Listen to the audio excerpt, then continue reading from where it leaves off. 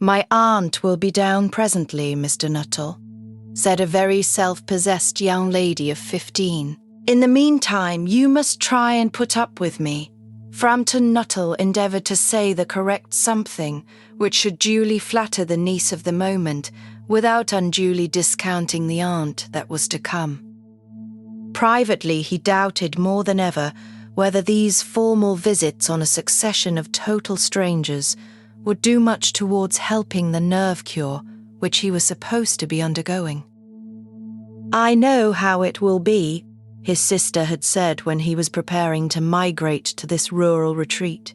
"You will bury yourself down there and not speak to a living soul, and your nerves will be worse than ever from moping.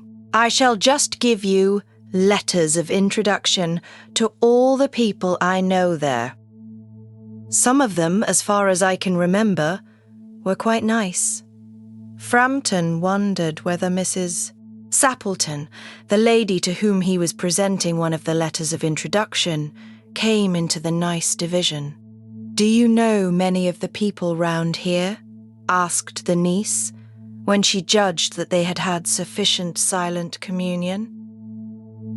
"Hardly a soul," said Framton. "My sister was staying here, at the rectory, you know, some 4 years ago, and she gave me letters of introduction to some of the people here."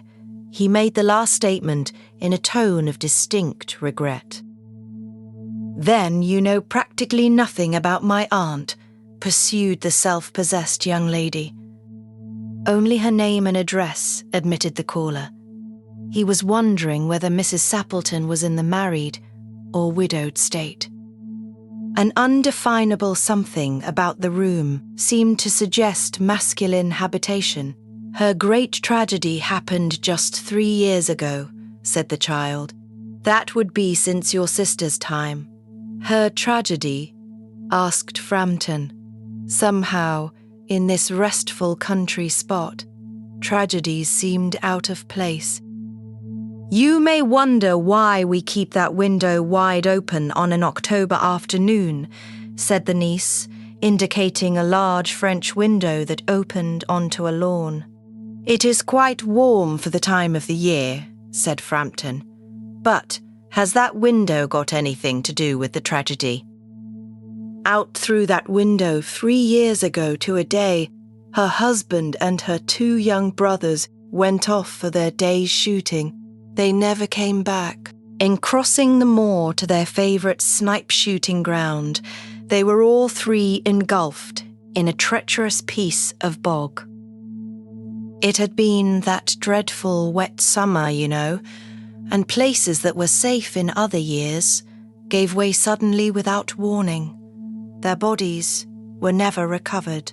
That was the dreadful part of it." Here the child's voice lost its self-possessed note and became falteringly human. "Poor aunt always thinks that they will come back someday, they and the little brown spaniel that was lost with them, and walk in at that window just as they used to do. That is why the window is kept open every evening till it is quite dusk. Poor dear aunt. She has often told me how they went out, her husband with his white waterproof coat over his arm, and Ronnie, her youngest brother, singing 'Bertie, why do you bound?' as he always did to tease her, because she said it got on her nerves.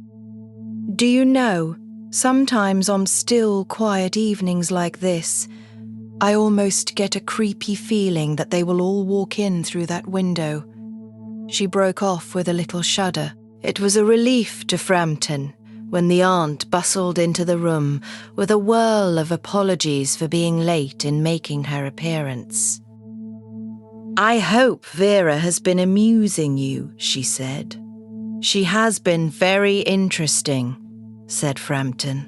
"I hope you don't mind the open window," said Mrs. Sappleton briskly.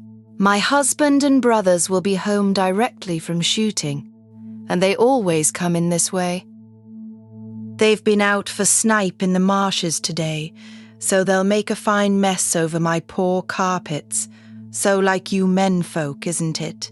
She rattled on cheerfully about the shooting and the scarcity of birds, and the prospects for duck in the winter. To Framton, it was all purely horrible.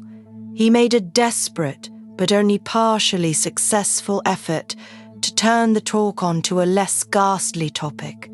He was conscious that his hostess was giving him only a fragment of her attention, and her eyes were constantly straying past him to the open window and the lawn beyond.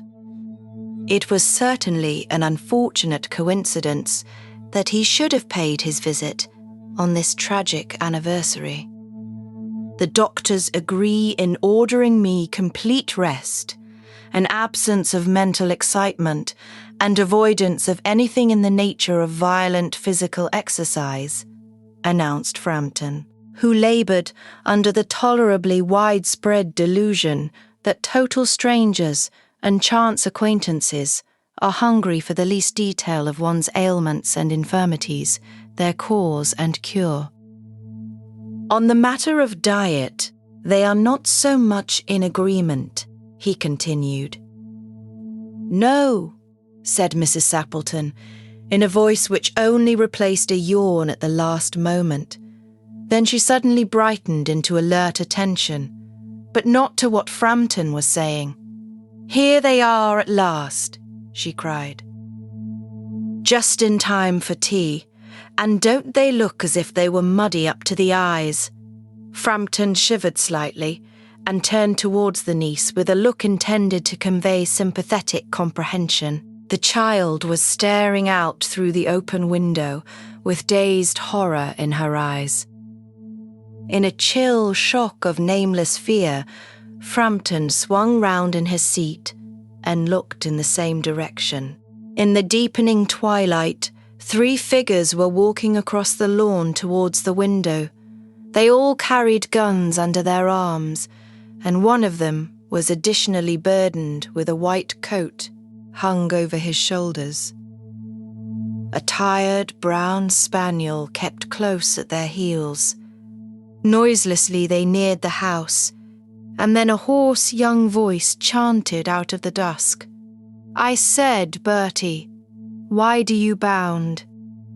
Framton grabbed wildly at his stick and hat. The hall door, the gravel drive and the front gate were dimly noted stages in his headlong retreat. A cyclist coming along the road had to run into the hedge to avoid an imminent collision. "Here we are, my dear," said the bearer of the white mackintosh, coming in through the window. "Fairly muddy, but most of it's dry. Who was that who bolted out as we came up?" "A most extraordinary man. A Mr. Nuttel," said Mrs. Sappleton. "Could only talk about his illnesses, and dashed off without a word of goodbye or apology when you arrived. One would think he had seen a ghost." "I expect it was the spaniel," said the niece calmly. "He told me he had a horror of dogs.